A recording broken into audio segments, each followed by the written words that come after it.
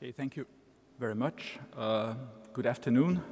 I have the advantage that I have a very sort of lively speaker before me, so I can easily spend the next half an hour talking about what he got wrong.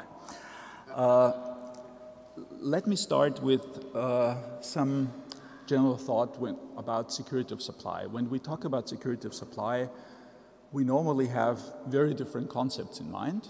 And this is one of the reasons why the discussion about security of supply is sometimes very difficult, because people view this in a very different perspective. I think what the regulators have selected to understand under security of supply is kind of affordable, secure, stable supply of energy, electricity and gas. And I think this is also somehow behind a lot of the measures that are taken on the European level. I think what we have to recognize is, and this is maybe also a reason why we have a lively debate about energy policy, is that in Europe, over the last couple of years, we have had a multitude of policy initiatives, sometimes too many. I think we have repeatedly said, well, maybe we have overloaded member states and institutions with new measures, and we need to give everybody some time to implement what is already legally obligatory. And as Inge has mentioned in the morning, member states do have difficulty transposing some of the EU legislation for whatever good or bad reasons. But we are at a time where we are changing intentionally with a certain set of goals many aspects of energy markets.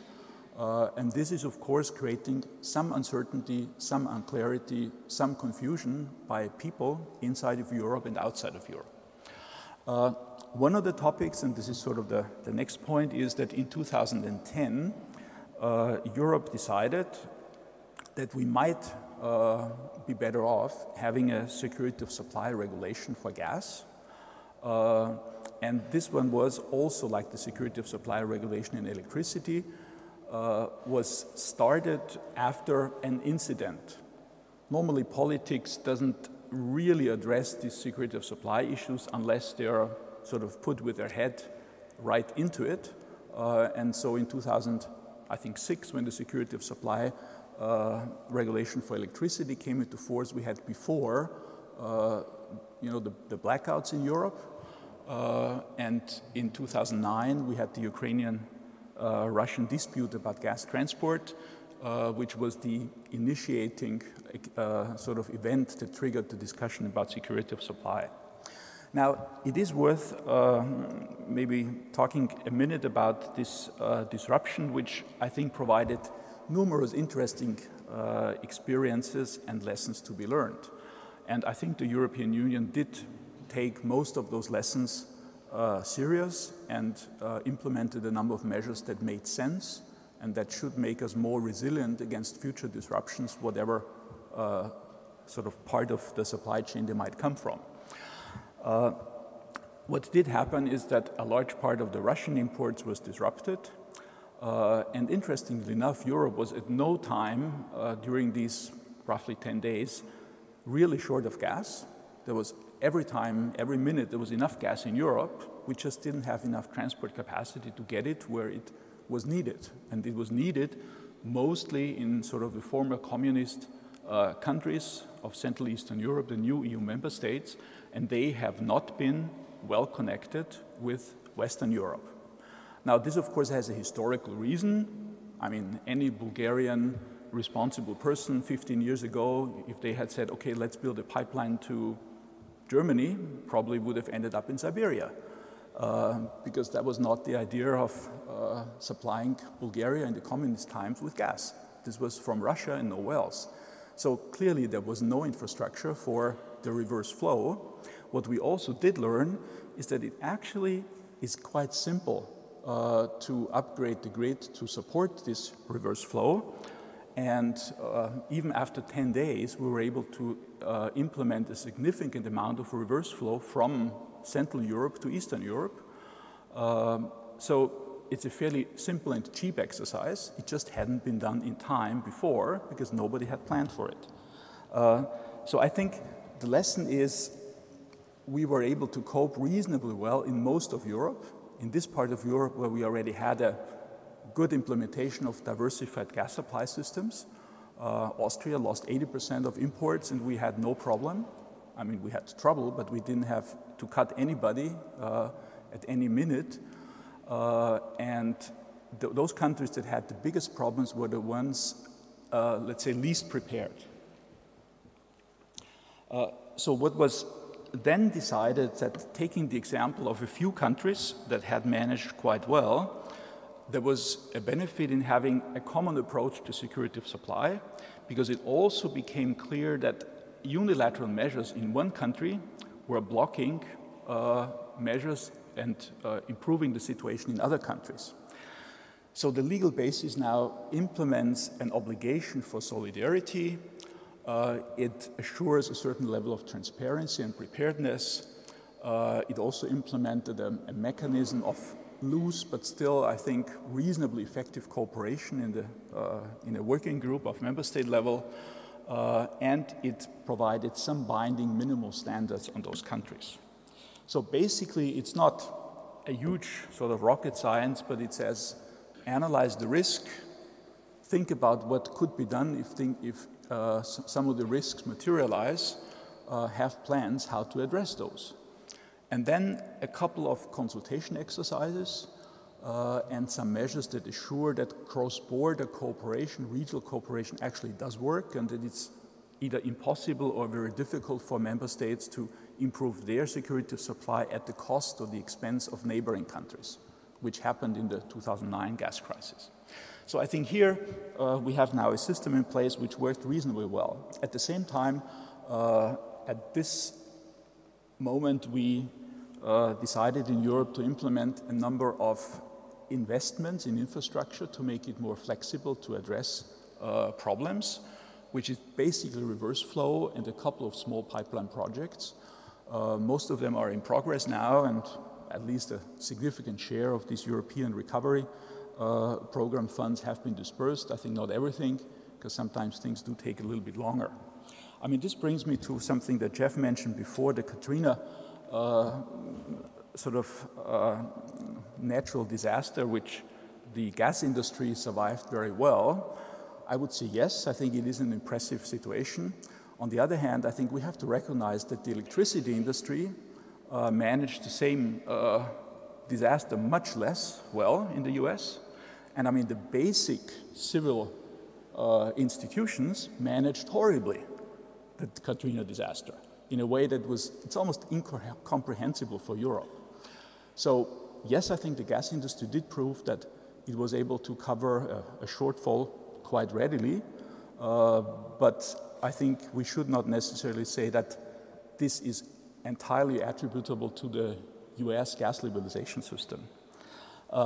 I think one other thing that came to mind when Jeff talked about gas pipeline investment, the US has, through shale gas development, changed the source of gas that's used in the US geographically from basically Canada and some parts of the US to very different parts of the US. So obviously there was a big need for new pipeline investment to bring gas from the various shale gas development areas to consumers. Now, we haven't changed the sources of gas in Europe geographically a lot. So there's no need to build a comparable amount of pipelines in Europe. And incidentally, a physical or technical simulation of the gas grid in Europe shows that we almost have no congestion. We have contractual congestion, and we need to do something about it, but we have very few physical congestions in the gas grid. So we don't need to build a lot. We need to make better use of what we have. So building another 50,000 kilometers would be a gross waste of money and not really necessary. Of course, we need to improve the systems how to access this, and we are trying to do that.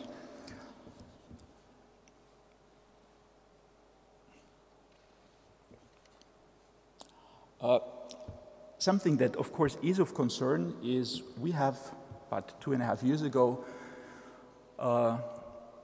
decided on the third energy liberalization package, and we are somewhat in delay in about half of the member states in transposing it nationally. This is a nuisance, this is bad, but it goes back to what I said before, that we have some problem in overloading the national institutions in implementing all those changes. And this is probably more true in gas than in electricity, because we are changing more in electricity, in gas than in electricity. And the gas industry has always been more successful in lobbying member states to slow down implementation measures than the electricity industry. And we are still suffering to a certain degree from this difficulty in getting agreement among member states on the necessary measures, which, when you look at the first drafts of the second and third package and what the final version was, they were always more ambitious initially, and member states watered them down, sometimes more, sometimes less. I think what we do have now, and this is a big achievement we have in the third energy package, a lot of new instruments which are step-by-step implemented. And I think we also have, maybe together with the gas target model, a quite clear view of what the gas market in Europe should look like in a couple of years. And I would not agree that the entry-exit system is the wrong way, because Europe, with its about 12 to 14 foreign suppliers, maybe another 10 Indo-European production sites of relevant scope and production volumes, is a pretty diversified system where the physical need for transport is not that big. So there's a big room for title transfer in Europe. So I think it is very easy to sort of comprehend and also to simulate that a gas transport network in Europe does not necessarily physically need to transport gas volumes from Portugal to northern Germany or from Bulgaria to Ireland, because we have a multitude of sources. We just need to balance the supply and demand across the EU, and I think an entry-exit system is well sort of positioned to do so. I also am convinced, and this is to be read in the target model, we do not plan to have 20 entry-exit systems, which are clearly too many because they would be too small. We are going to have eventually between, let's say, 4 and 6 entry-exit systems in Europe, and I think they would be roughly the right size to enable a diversified supply situation, enough competition, but still not pose too many sort of inefficiency in transport capacity. So we have implemented now a number of institutions. ACER was set up, ENTSO-G is working. It just will take a little bit longer before we're able to get those institutions really working seamlessly together and delivering all the pieces we need. And I think on the gas side, one of the reasons obviously is that we are not dealing within country national production sites and producers like the US on the gas side, but we are dealing a lot with producers outside of Europe, and so we have our share of problems with producers coming from outside of Europe, like the US has problems with their oil suppliers. I mean, I don't see the US being very successful in managing the OPEC supply chain. And we are only moderately successful in managing the supply chain of gas from Algeria, Russia, and Norway. Although we are making progress, I think the old world, the long-term oil indexation, the long-term contracts, very inflexible situations, they are in the process of being changed. And I think in 2 to 3 years, we will have a much, much smaller amount of gas tied to oil. Maybe a third of the price will be determined by oil, not 90% like it was a year or two ago. We'll have much less long-term commitments, much more short and medium-term commitments. And I think we'll set much more prices being set by market signals, by hub prices, by sort of short-term price movements, and much less by longer-term formula-based methods. This is a process which is in the working. It's not easy, it's painful. Companies are making big losses. Producers are concerned. But I'm convinced that after this, let's say, shake-up in 2015, let's say, we will find a more stable situation, and Europe will continue to be attractive for producers from all over the world to bring gas to Europe in different ways. Maybe a word on electricity. Although most of the talk is on gas, I think electricity is in a way different, that it is much more dependent on national European developments. We don't import any significant amount of electricity from abroad. Therefore, we have different issues. And the biggest problem for electricity security of supply is probably inconsistent renewable policy and energy policy, which is homemade, obviously, because it's our policy. And some more consistency would, I think, easily resolve most of the problems that we have. We'll see if we get there or not. I was only moderately encouraged by the previous panel. But I think we need to be sure that whatever policy measures we implement are really well balanced, take into account all necessary aspects. And then I don't foresee any significant problem with electricity security of supply. And I'm also convinced that the gas needed for electricity generation, which incidentally is only price setting in a few number of countries in Europe. I mean, many countries in Europe determine the merit order price not from gas, but from other fuels. But that might change over time. So I think on the electricity side, we are probably currently on the infrastructure a little bit more in an unstable situation, but one that we can easily resolve ourselves, so we don't have to talk to whatever Algeria, Gazprom, and Statoil to resolve our electricity issues. It's homemade, and it's us who can solve them or not. On the gas side, of course, we are part of the European and sort of global gas market. And finally, before I close, briefly about infrastructure development. I think on the gas side, we have now a sufficient number of instruments, either in place with the 10-year network development plans, regional plans, national plans, which are obligatory, a stable financing system for TSOs. So I think it will take some time. And on the gas side, we do not need a lot of new pipelines. We would be well served with a few more import alternatives, like the Southern Corridor, maybe a few more LNG regas terminals. But the rest in Europe is of moderate size, what we need to build in additional gas pipelines. Surely there will be a couple of them that need to be built, but this is not a lot. On the electricity side, we have a huge challenge that I think many people are aware of, and we need to find a solution that provides enough political guarantees for builders and TSOs to build the necessary infrastructure, because energy policy has been somewhat erratic in some countries over the last few years. So I have some sympathy for TSOs who says, why should I build the line? There's an election next year, and maybe the government changes the priorities again. And that is a problem that we have to overcome. But overall, our biggest problem is really permitting in electricity, and in gas, it's just only, under parentheses, organizational and software. I think the hardware is pretty much in place and can be done. And of course, on top of that, we are working on an infrastructure package which will provide some additional help, I would say mostly in remote places where financial situation of TSOs is maybe not that good, so some financial assistance. I think I've covered that. There is a European plan, and it remains to be seen how far we get with implementing these long-distance corridors, and also how we regulate them in practice. And I think we might take some lessons from the US, and maybe to finish that, I think the US has a quite well-working gas market liberalization, so I think we can learn some things from the US. It has pretty much messed up electricity liberalization, so it's fragmented, very badly organized, bad security of supply.